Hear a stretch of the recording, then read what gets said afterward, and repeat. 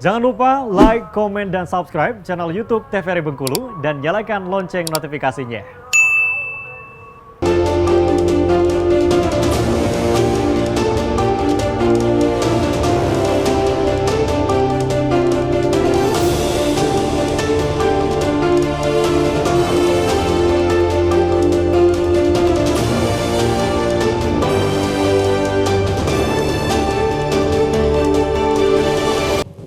Terima kasih pemirsa TVRI Bengkulu, Anda kembali menyaksikan Berendo masih bersama saya Friko Zuhri, tentunya dalam tema kita hari ini peringatan Hari Buruh Internasional.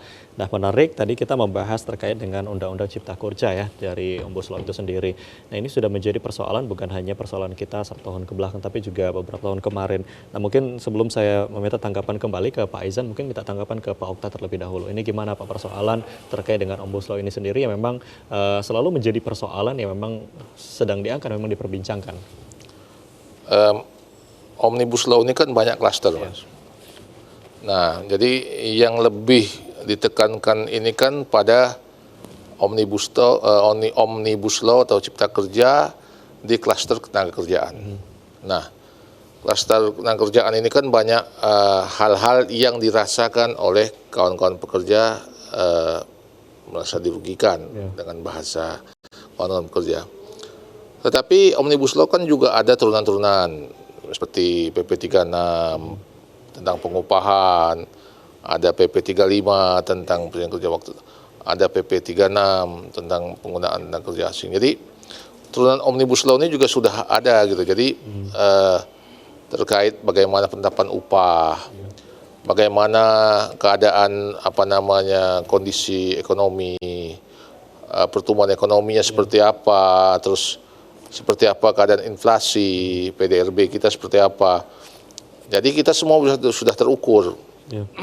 Walaupun memang kawan-kawan pekerja kan inginnya seperti PP 78. PP 78 itu kan melaksanakan survei kebutuhan hidup layak. Nah, tetapi ketika PP 36 lahir, maka semua sudah berganti. Yang melakukan survei itu dari pihak statistik.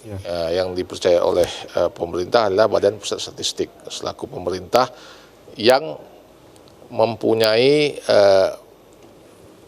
data-data terkait proses penetapan upah gitu. Jadi mungkin kawan-kawan pekerja kan tidak pasnya merasa bahwa yang tahu keadaan pasar kan kawan-kawan pekerja.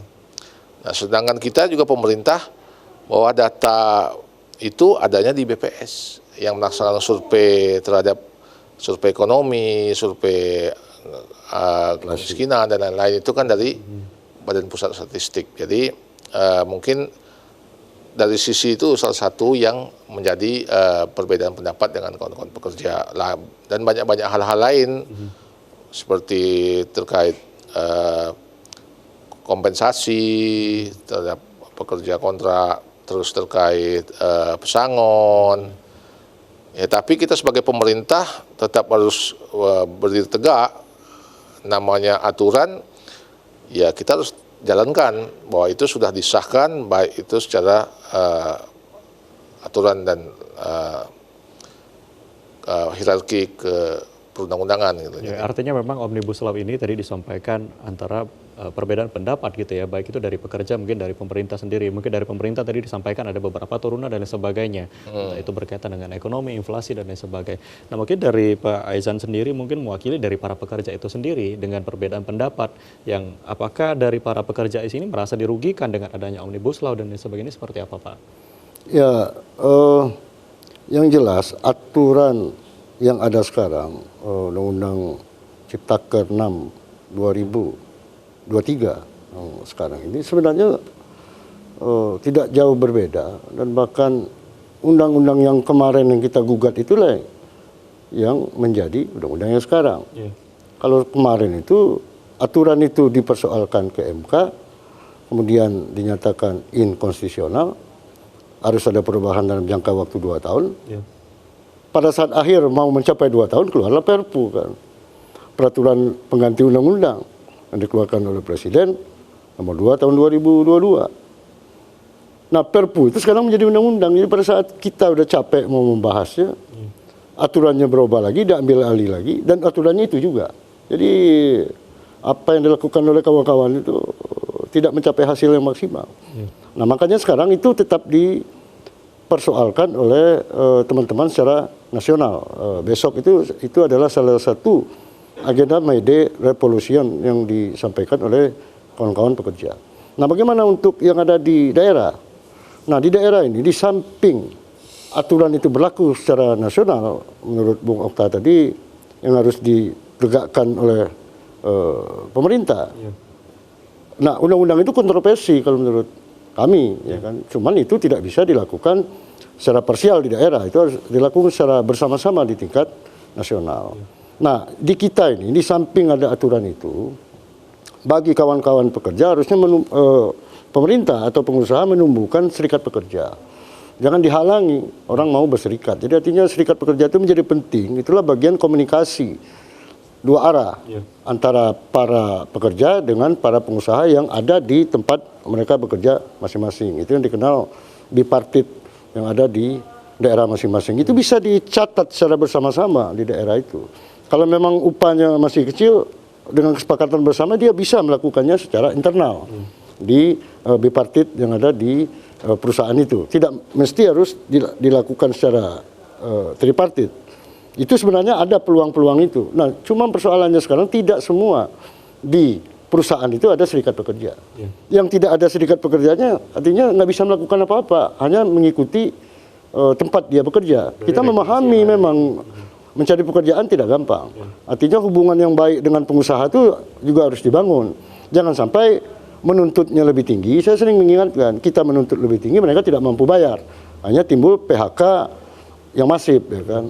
Nah, bagaimana juga memperhatikan itu? Cuma di kita ini, untuk di sektor pengupahan, itu masih terendah se-Sumatera.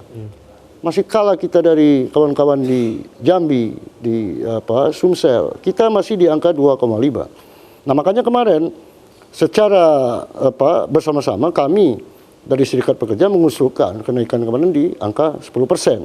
Nah, paling tidak sudah di angka 2,7 upah kita secara daerah, secara provinsi. Nah, bagi teman-teman yang ada dewan pengupahannya, mereka bisa lebih tinggi dengan apa yang ditetapkan oleh provinsi. Bukan tidak berdasar yang kita sampaikan kemarin.